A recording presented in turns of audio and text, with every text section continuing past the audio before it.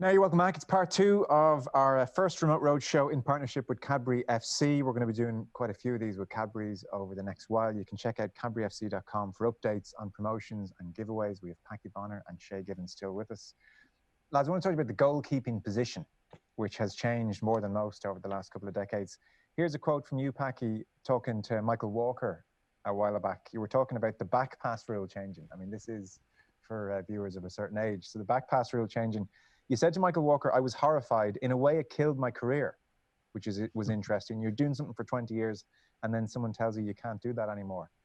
That was an amazing quote. It horrified me in a way. It killed my career. Was the back pass rule change as bad as that for you? Yeah. Well, listen, I was so delighted I was getting to the end of my career. It was 1993 when the pass back rule came in, believe it or not, and some people say that I was a result of this pass back because we used to do this short throw it out to Mick McCarthy, and Mick could knock it back to me, and we'd knock it, trying to waste a little bit of time, especially in the heat down in Italy. And then they changed the rule after that. But it came in 1983, and listen, I was 33 years old, and rightly so. I was never really asked to pass the ball out. I was about kicking, I was about catching, it was about making saves, crosses, all of those type of things. And it came in, yeah, I had to adapt very quickly, and I always think back on the great goalkeepers, the role models that I had, the Peter Shiltons, the Ray Clemens, Pat Jennings, and Joe Corrigan we mentioned earlier, and so on, and how they would get on with the pass back in their lives. Like Peter Shilton was a fantastic goalkeeper, world-class goalkeeper, one of the best, but he couldn't kick the ball that far, and he couldn't kick it over really onto the halfway line. And I always wondered if that was that rule came in then, would he be able to adapt and change his game? Pat Jennings, I'm sure, would have, because he could do anything. Like he was my hero, and that. But it definitely was a big culture shock. And the other thing that at that particular time, no coach kind of looked at it and said, well, this is how we have to get the other players outfield to give opportunity to the goalkeeper. Every pass back came to you, everybody ran up the pitch.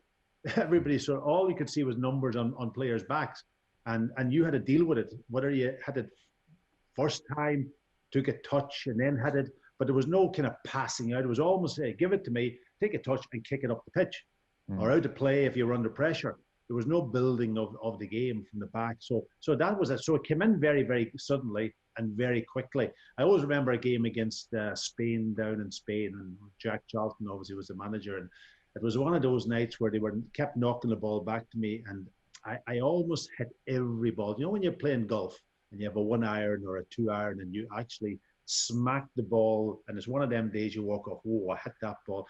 Every ball came back to me. I hit it first time, and I smacked it, and it went straight up to John Aldridge or up to Tony Casper in the river was playing.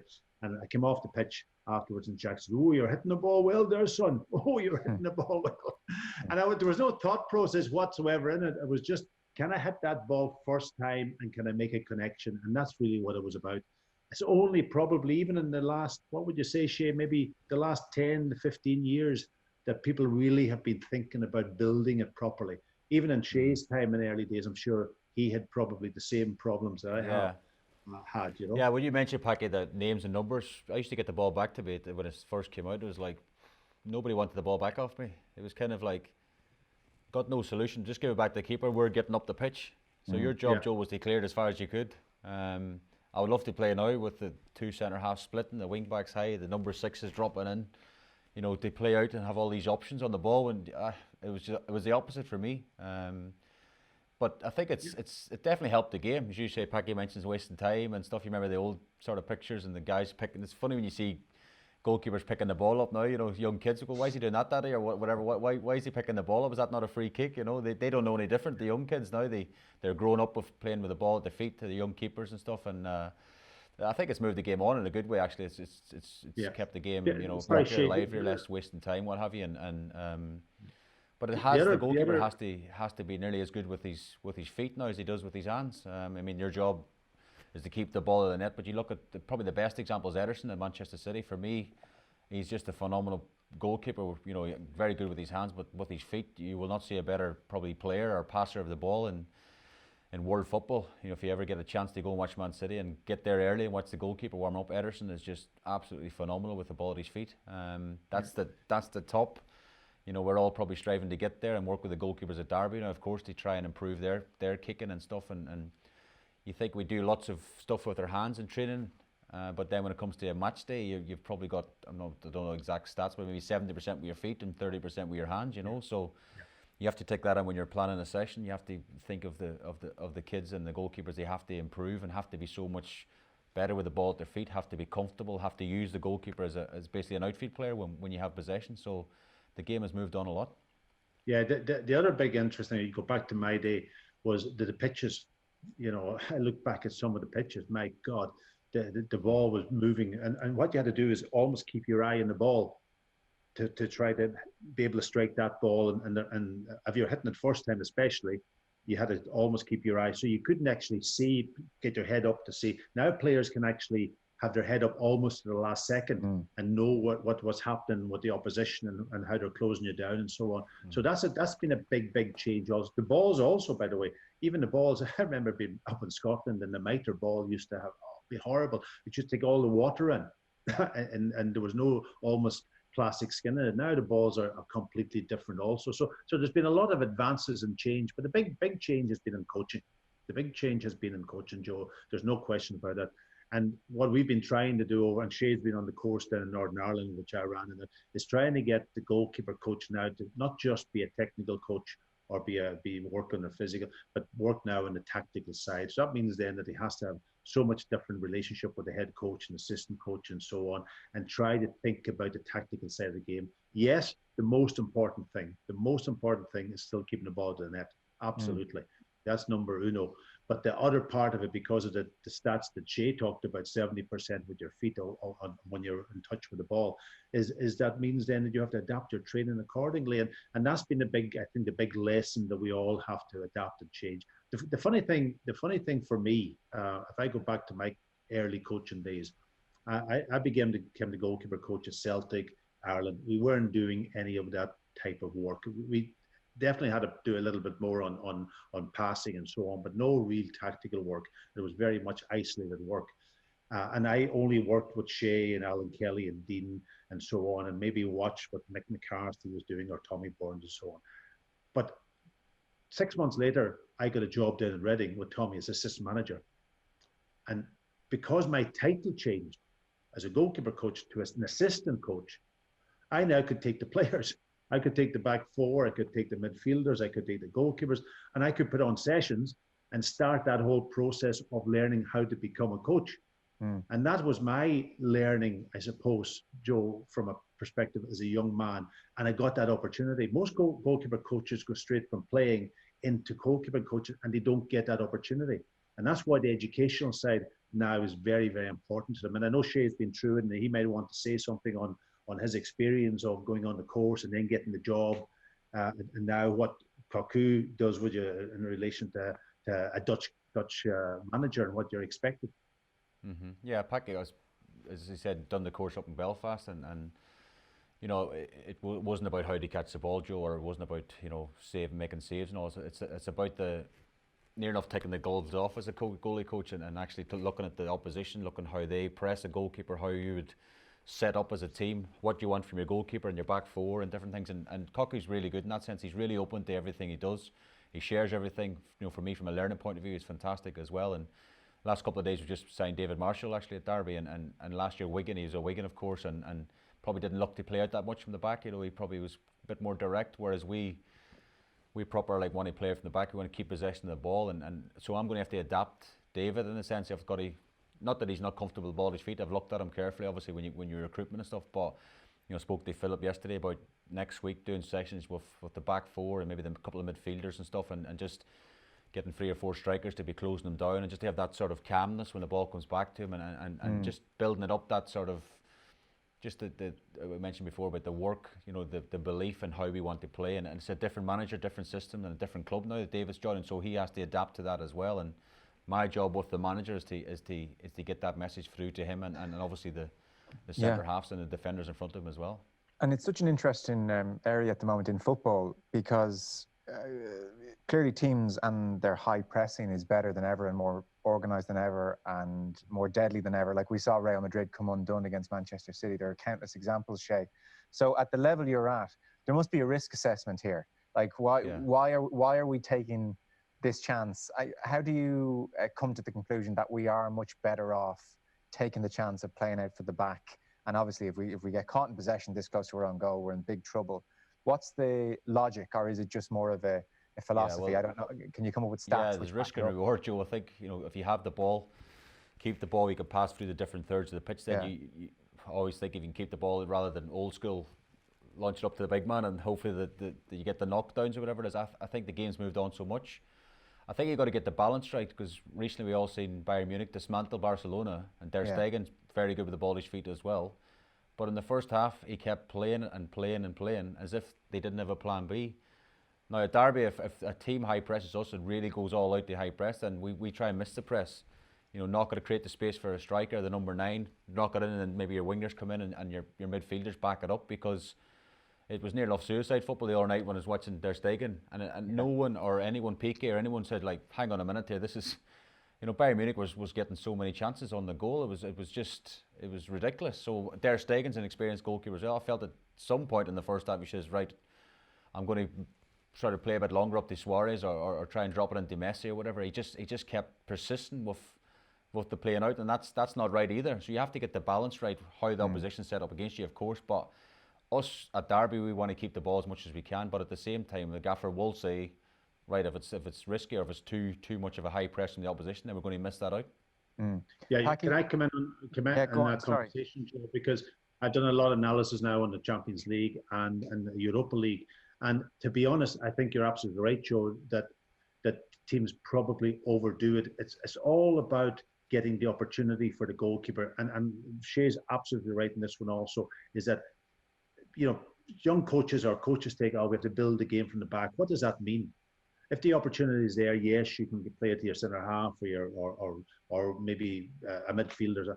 But if the press comes and it comes really high, then the spaces are higher up the pitch. So you've got to be able to have that ability as a goalkeeper to see that, and also the players have got to give you the opportunity to exploit that space high up the pitch. So it's, when you work on the pitch as a coach now, you've got to work with the whole team and you've got to work with the other coaches to create those opportunities. If you look at, probably Buffon was probably the best goalkeeper for a goalkeeper who came, he's now 42 still, by the way, on the bench at Juventus. But he had to adapt his game over the years, but he got the players in front of him playing 3 at the back. And the 2 centre halves almost went to the byline to create even more space and more opportunity for him. And if you look now at Inter Milan, they're doing exactly the same. Godin on one side, they're right on the touchline. What that means then is that those players who are pressing, they've got to go even 10, 15 yards higher to make contact with the ball. That creates even more space higher up the pitch. And the goalkeeper's got to maybe able to make decisions now. And how do you make decisions? You can't make decisions if you're just doing passing and individual work just on the pitch. Fine, you'll do your technique work, but you've got to be able to make those decisions within game-related practice. And that's the big change from our life now as goalkeeper coaches. For me, yes, we'll work individually, there's no question about that, but we have got to go into the training sessions, what the other players, as Shay rightly says, and so on. That's been a bit evolution. That has been a big change, probably over the last, maybe say 6 years, Shay, that now is coming out. And in some countries, it's still a big challenge because the head coaches who are older don't really believe that is happening. But that's what's going on. And your question about why do you do it is about trying to keep possession of the ball, but trying then to sort of go from transition to defend straight into transition to attack very quickly. And you can do that with 1 pass or 3 or 4 passes, depending on the situation. Shay, what about concentration as a goalkeeper? Because unlike the outfield players who are pretty much engaged the whole time, there probably are moments where as a goalkeeper you can afford to switch off. Nobody's going to necessarily notice if you're stood there with your hands on your hips and the ball's in the other half. I mean, you can think what's for dinner tonight and the world probably won't end. So I would suspect, people have ups and downs in life, personal things going on. Who knows, what's going on? You might have things on your mind. Did you try and stay regimentedly focused on the game and where the ball was at all times, or was it even a good thing to switch off during a game for a minute? Yeah. It just reminded me of a funny clip, Joe, recently. I don't know, a couple of years ago. There was this fella behind the goal. I don't know if you've seen it. And the young kid in goal lost concentration, and the ball was coming in, and the dad just comes and pushes him over the ball.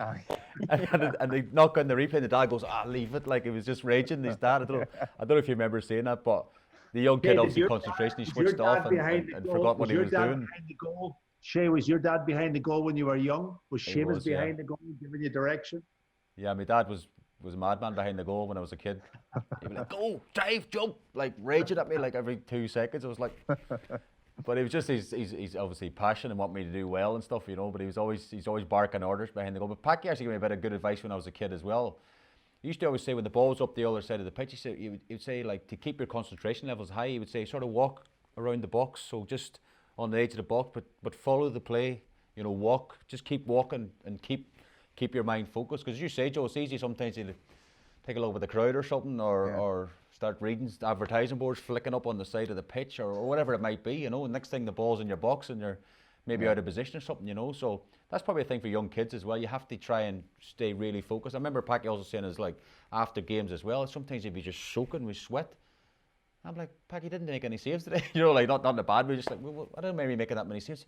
Yeah, but it's the concentration levels of a goalkeeper. And I got to that level as well, where the concentration was so much in so the big games that, yeah, sometimes you wouldn't make a save in a game or you wouldn't have very little to do, but you'd still be drenched, Joe, because of the focus and the concentration levels have to be really so high at the level we both played at. You'd be going, I think the other big God, I played well today. 0 saves, but I was good. Joe, I think the other big change is that you have to be composed too now. You know, you have to be ready before that ball comes back to you, and you've got to be in a sense of composure. You know, in my day, it was about almost adrenaline rush to keep them, because we had to come for crosses. Goalkeepers don't come for crosses more, but we had to come out among them and catch it against big guys and that. And you're almost building yourself up to have that physical contact. Now it's about just almost calming yourself down and keep thinking, keep living the game as we talk about, but being composed when the ball comes to you, you know. Packie, was there ever a time, I asked this in light almost of David De Gea and what a strange 2 years he's having, was there ever a time where you lost confidence? Absolutely. Oh, absolutely. I lost confidence in the World Cup in '94. And I don't know why. Listen, I do know why now looking back on it. And it was down to really about, I'm a kind of it depends on your personality also. I'm very much an organized type person. I like to have my boots ready. I like to have my gloves ready the night before. I like to have the strip up on the. I like to be in time, and I like all of that type of stuff. And see when you get to that point and it's going well and you're in control. But see when you lose control of that, out in America, I thought that's what kind of upset me, because we couldn't train for the full hour that we normally train for. We couldn't train probably to the intensity that we trained because of the heat. It was incredible. We didn't have a goalkeeper coach that could talk you through and tell you that you were okay. We didn't have a psychologist. Jerry Payton was no longer there as more of a confidant. It was Alan, and Alan was younger than me. So I didn't have that sort of kind of almost environment around me. Even though I was 34 years old, I was almost kind of, so confidence sort of almost went down very, very quickly in me. And I'm not saying that's what caused me making the big mistake that I did against things, but I just didn't feel 100%. And there's times in your career, I remember actually playing with Celtic, and probably around about 1984, 85, Davy Hay was the manager. I felt absolutely brilliant. I felt brilliant in training. I felt unbeatable at times in training. And you get those periods, and then other times I couldn't make a save, you know, that kind of way. So the mind is probably as much more important than maybe anything else. And if that sort of goes, especially for a goalkeeper's point of view, then certainly it can affect you big, big time. I don't know, Shay, if you've had those times in your career or so on that probably affected you, but it's not an easy area to get control of. And when you're then as a coach trying to talk to young people, how do you actually get inside their mind? Goal setting is a big thing now. We talk about also in goalkeeping coaching, creating your own goals and setting them out and come up with positive programs. but the goalkeeper coach has to buy into all that. That's not an easy area. And that's maybe where the psychologists come into it a little bit. I don't know, Shay, you might have more experience. I think I was, I don't know, about 23, 24, and I was probably my worst critic, so I made a mistake. I was so hard on myself. I was, couldn't get it over. Not couldn't get over it, but kept thinking about it as the game was going on and stuff. And that's the worst thing you can have as a goalkeeper. You make a mistake and you're thinking of how did I manage to do that or whatever. And the game, you still got 70 or 80 minutes to play in the game, So I remember we played Blackburn away once, and I think I came for a cross and I dropped it or something. And then the guy that shot, and Nico Stabizas was on the line, our centre half, and he saved it with his hand. So after about 5 minutes, there was a penalty, which in my head is my fault, and we got a man less away from home. So 1-0, we end up losing something like 5, I think, Joe. We got battered that day against Blackburn. But for the rest of the game, I was kind of thinking about that mistake, and I was like, I think I might have been in fault for at least 1 or maybe 2 more goals in that game. And I was like, there must be something I can do to just took it on board myself that there must be somebody who can help me. Because back then it was maybe seen as a weakness, Packie, if you needed a psychologist or you needed somebody to talk to. I mean, just get on with it. There's that sort of mentality, dust yourself down, you'll be fine. But I just took it on myself, Joe, to think there must be somebody who can help me. And I went to see the physio at Newcastle at the time, Derek Wright, I think he's still there actually, and he suggested this guy in Cardiff who's a sports psychologist who actually was a goalkeeper as well, and he's sort of in his time when he's younger and stuff, so he understood the position. As you say, Joe, there's long periods in a game you could make a mistake and you might not touch the ball again for 20 minutes. So it's like you have to have sort of things to mistake management, call it what you want, but triggers you have to do within a game. If you make a mistake, to park it to one side, maybe reopen it after the game when the game's over and deal with it that way. But I felt that from then onwards, working with Richard Mullen, the guy's name was fantastic for me personally. It helped me to go on to, I think, another level and help to improve. And as Packie says, I think what goes on between your ears is so important and sometimes overlooked by different people, and I think it's a huge part of the game.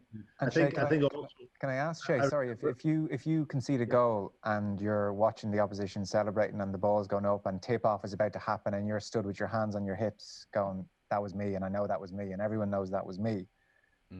When you got to grips with your routine of dealing with the mistake, what was then going on in your head? What was the map that you used to get clicked in again for the rest of the game? Well, the first thing was body language. I think probably that day at Blackburn, if you looked at my body language, I would have been literally shaking my head. But then the next thing you got to show to the world and people, because there's cameras all over the place, is to walk around tall and go, just bring it on. The next thing, you park it to one side straight away. Right. And body language is a massive thing, I think, in any sport, and it's to show that you're not affected, even though you might be a little bit affected. You just go sort of tunnel vision, focused on the game in hand, and there was different things we used. It would take a long time to explain it all, but little things about putting the mistake into a bag and zipping it up. We'll revisit it after the game. Lots of different things how to deal with mistake management stuff, but it was key to focus on the next sort of thing you're going to get involved, the next involvement in the game, the next time the ball's going to come to you. You're not thinking about that mistake. I would suspect putting it in the bag and tying the bag, saying I will deal with that later, is important, because the perfectionist in you is going to want to examine the mistake. So you almost have to tell yourself, look, don't worry, we'll analyze this to death. We absolutely will, but now is not the time, is the point.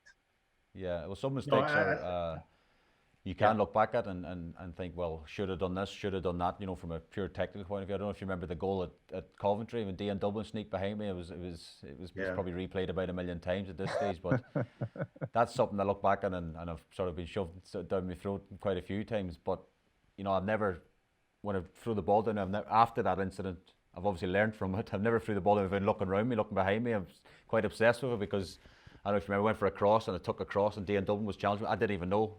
And he sort of sat on the advertising board and waited. When the new 6-second rule came in as well, that's first season. So I've like looking for Shearer to move. Obviously Al didn't move that much, so I was like, okay, what do I do?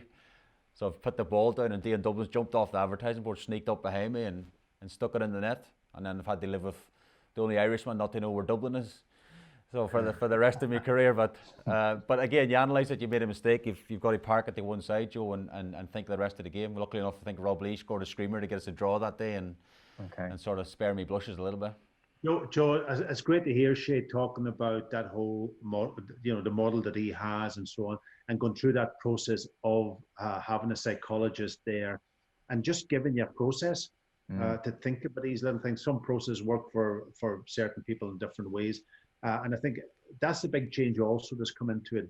In our day, we didn't have, and Shay was absolutely right, if you made a mistake, it was a sign of weakness if you went to somebody and you went to talk to somebody about it, or so on and so forth. So now that's very much evident in the game, that the psychologists have a role to play. Now they can overdo it. I remember Dean Kiley also.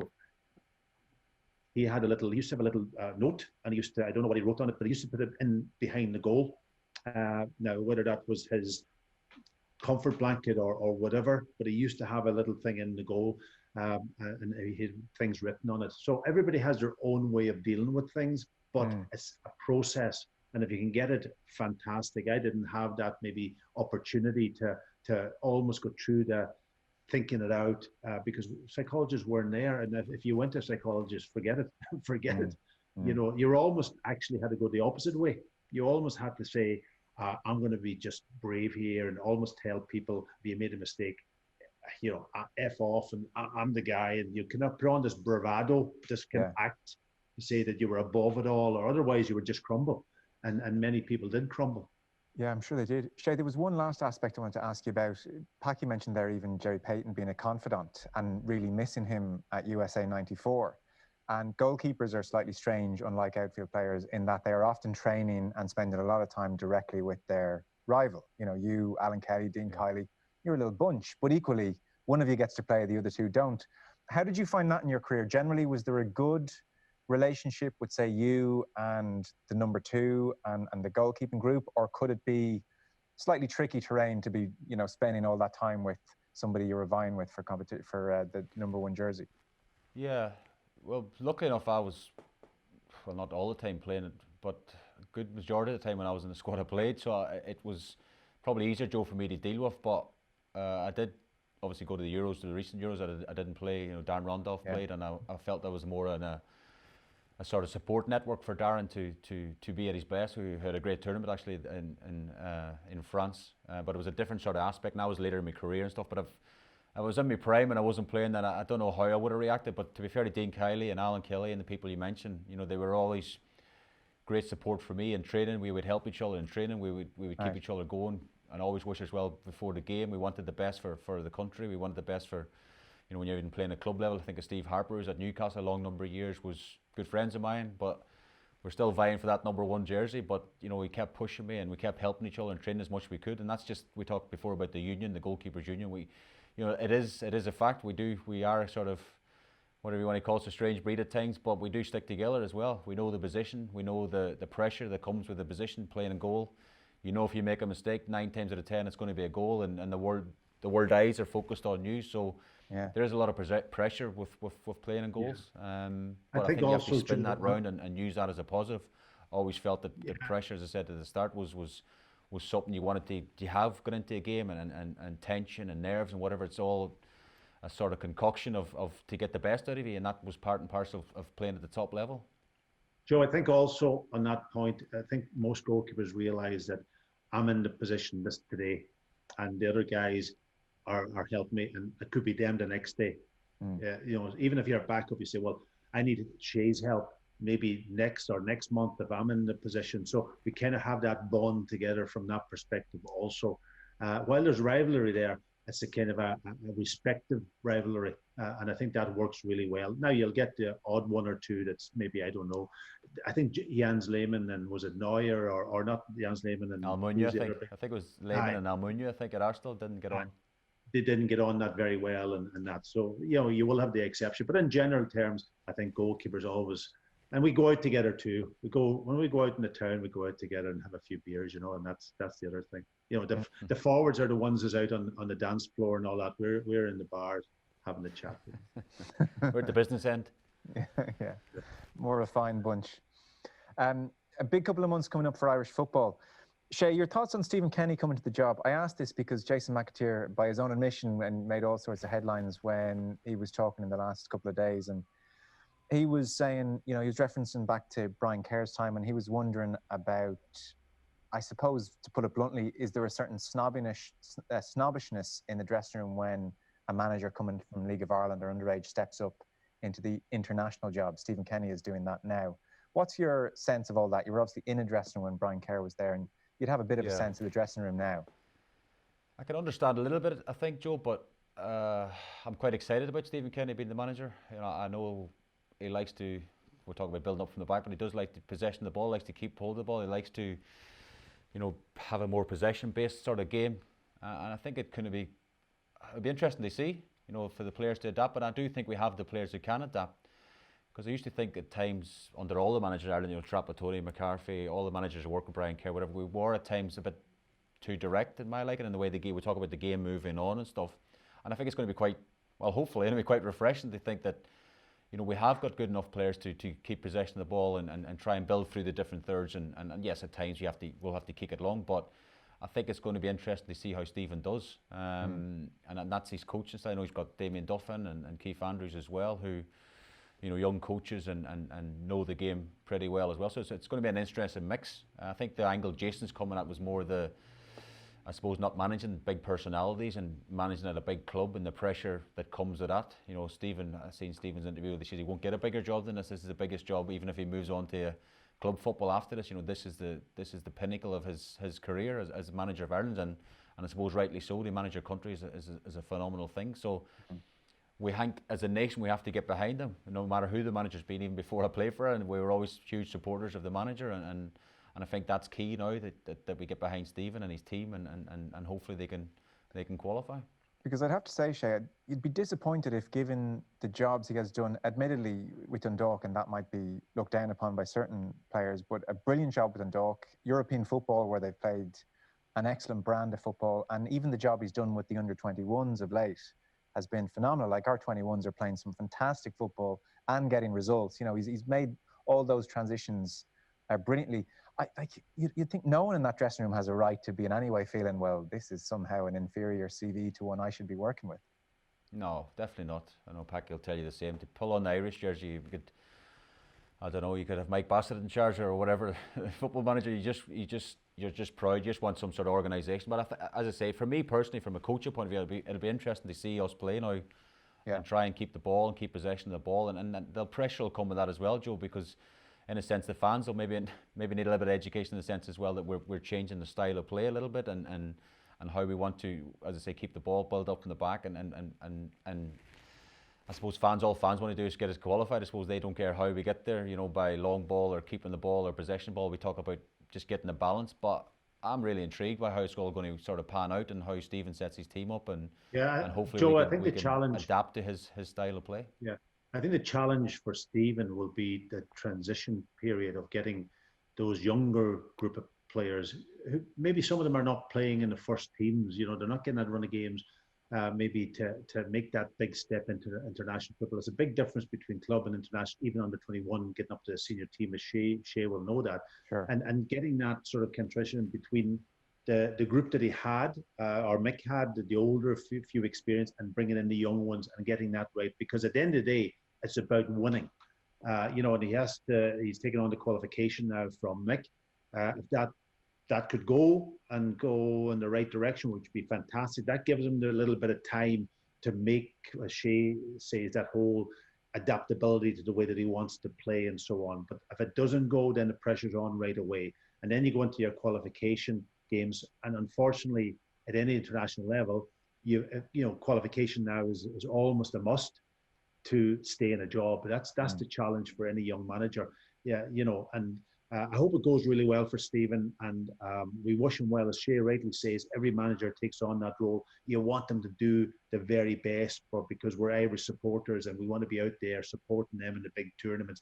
But you've got to get to that qualification, and that's the challenge. And you know, he's got 2 bites of the cherry now, added the qualification for this and then the next one, and see how it goes. But yeah, we want to see them play. And Shay's right in the way that probably the game has moved on. We want to see, can they actually change a little bit and play, but you've got to get results with that too.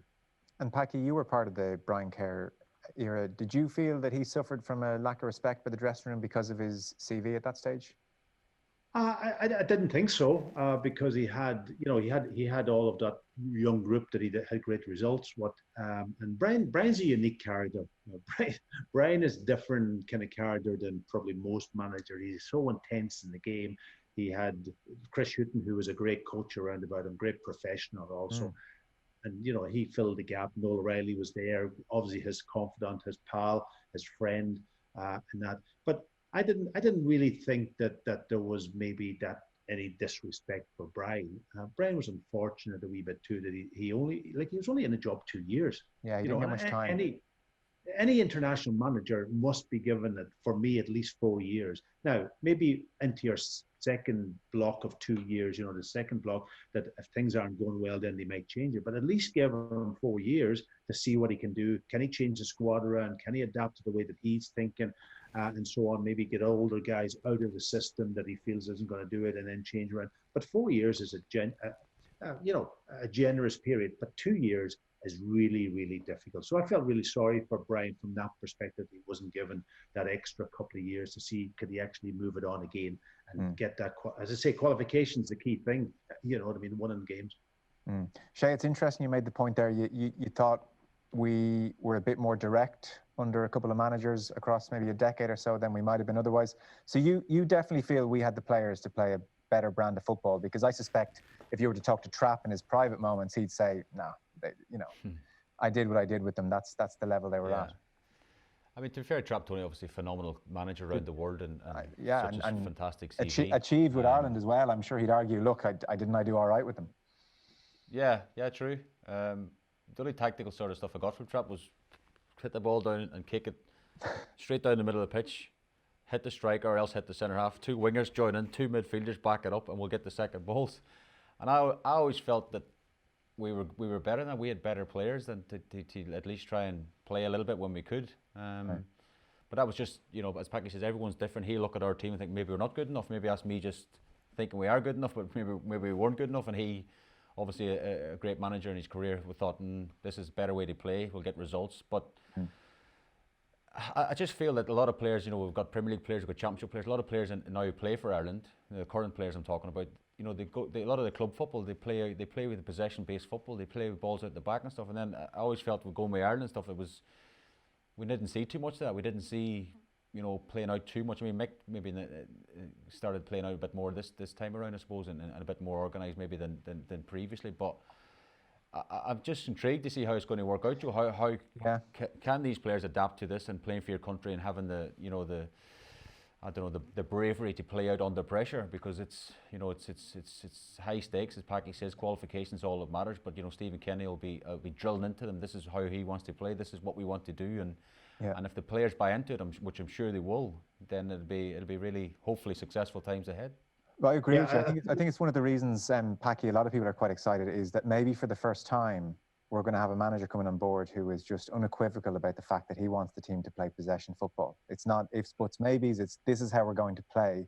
And we're finally going to see how that works for an Irish team. Well, listen, I don't know how Stephen's going to think when he gets into those first couple of games. He might say, okay, great, but I need to win games here. I might have to change and adapt a little bit from that philosophy. Philosophy is one thing in football. We all have a philosophy. Listen, I played with Celtic Football Club, and we had a philosophy of playing the game out and so on. With international football, it was slightly different because we had to win games and over a very short period. So everything is, you have a philosophy, but you have to adapt to the players that you have and win games. And Stephen might start off that way, but he may have to change a little, but that's up to him and his staff to come up with a way of winning games, because ultimately that's international football. I'll tell you what's really important is to make a connection between what the underage international teams are doing and the young players there, and as Shay talked about, and the senior players, and have a kind of almost a little bit of a continuity from the way that they're taught and the way that they play into the senior team. I think that's probably been missing a little bit, that connection. Now, Stephen's gone in as international director of football. I don't know what that means. I don't really know how it differs from the high performance director. All of that's kind of, I don't know how it works, but there's been fantastic work done with the Colin O'Briens, the Tom Mowens, the Jimmy Crawford's now got in the under 21 level. Those guys down there have done a tremendous job with a lot of there's a lot of good young talent coming through. Stephen's now the beneficiary of it a little bit. He had them at under 21 level, so they know his style. But I keep going back to it. He will have to adapt to get results. Senior international football is completely different than underage. But having a connection through that, making sure that we have a philosophy going forward, a strategy to say that these young players are going to get the opportunity. That's all the business of the FAI now. And please don't underestimate how important international underage football is. And that's where the money has to be spent, because our young players don't get the opportunity at the big clubs to play in European football too often. And they have to learn what difference is European football and what it means then to play international football at the high level. And connecting all that up, for me, is the way ahead, having that strategy. Yeah, well, I guess we're going to see how it all plays out. Very lastly, Shay, are you hoping to get into coaching, head coach, managerial role, or will it be goalkeeping coaching, or have you figured all that out yet? Good question, Joe. Good question to finish. At the minute, my headspace is, I've signed a 3-year contract. I'm in the 3rd year of that contract now. The first year, obviously, worked under Frank Lampard and Jody Morris. This season, obviously, with Philip Cocu, or last season, whatever it is, with the Dutch guys now, and different styles, different, managers, and I'm going to see this year out, I think, and then make a decision maybe in the summertime. I feel like I've got more to offer. I feel like I could do Packie's sort of got the t-shirt. He was an assistant manager, as he mentioned, at Reading. I do feel that I could maybe step up. I feel like it would be a step up to be an assistant perhaps somewhere, or a first team coach maybe to coach more outfield players and try and sort of go down that route. That's me sort of burning desire in the back of my head.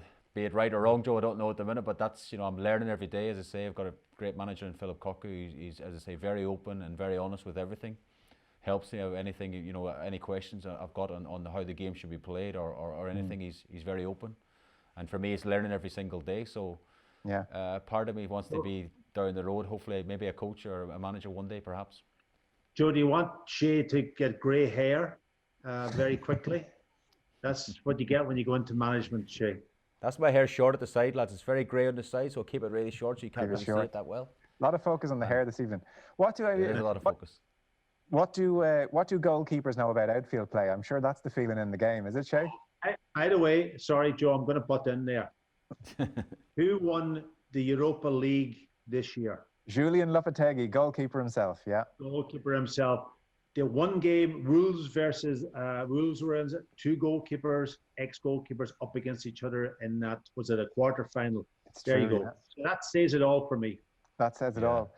Do you come up against that perception, Shay, a little bit? Goalkeepers. I think you're probably right a little bit, Joe. Yeah, I think you're a little bit right, because I've said a couple of times to a few players different things that they should have done, and they sometimes take it on board. But the odd time one of them will be looking and go, "He's a goalkeeping coach. Like, what does he know about my positional sense as a right winger, or a left winger, or whoever I spoke to at the time?" It was kind of like, so you have to get over that sort of hurdle. I think. I think we're part of a coaching team.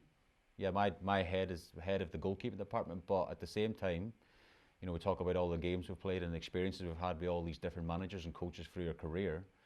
I think if any coach says anything to you, I think it would be naive of a player not to take it on board, because genuinely you're trying to help the guy out and trying to improve his game. So there is probably a little bit of a stigma when you've got the title of goalkeeping coach, but as I say, if I moved on from that, perhaps maybe a first team coach or an assistant or whatever, then perhaps I might Joe, there was a discussion around that at UEFA level when we were putting coaching courses together about maybe even changing the title a little bit to be a coach with specialisation for goalkeeping.